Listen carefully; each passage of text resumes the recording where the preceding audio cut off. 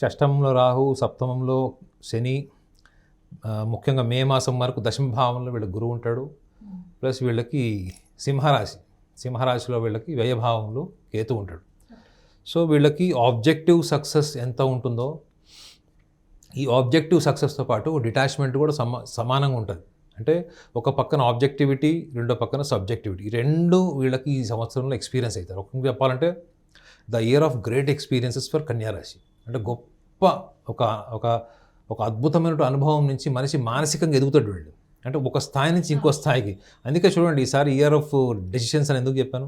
మీరు మానసిక ఎదుగుదల లేకుండా బెటర్ డెసిషన్ ఎట్లా తీసుకుంటారు? సో కాబట్టి కన్యారాశి వాళ్ళకి నేను ఇచ్చే సూచన ఏంటంటే, వాళ్ళకి ఈ వృషభ రాశి వాళ్ళకి ఒక కామన్ పాయింట్ ఉంటుంది మేడం. వీళ్ళు పరిస్థితుల్ని వాళ్ళకు అనుగుణంగా మార్చుకోవడానికి కోసం లక్ష ప్రయత్నాలు చేయడం కన్నా పరిస్థితుల్ని యాజ్ ఇట్ ఈజ్గా తీసుకొని దాన్ని యాక్సెప్ట్ చేసి ముందుకెళ్ళేటువంటి ప్రయత్నం చేయాలి. ఎంత సింపుల్ టెక్నిక్ చూడండి. పరిస్థితుల్ని మార్చడం కోసం లక్ష ప్రయత్నాలు చేయడం మానేసేయండి. దానివల్ల అనవసరంగా మీ ఇంటెలిజెన్స్ ఎక్కువ బర్న్ అవుతుంది. దాని బదులు అక్కడ పరిస్థితి ఏంటి, దాన్ని స్వీకరించి దానికి ఒక నెక్స్ట్ లెవెల్కి వెళ్ళారనుకోండి, అదే పరిస్థితి వాళ్ళ కంట్రోల్లోకి వచ్చేస్తుంది. వీళ్ళు ఆ ఒక్క పని చేయరు.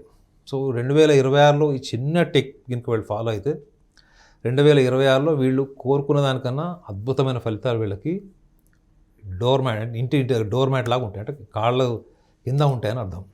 సో ఈ చిన్న టిప్ వీళ్ళు ఫాలో అయితే 2026 will be a wonderful year for కన్యారాశి.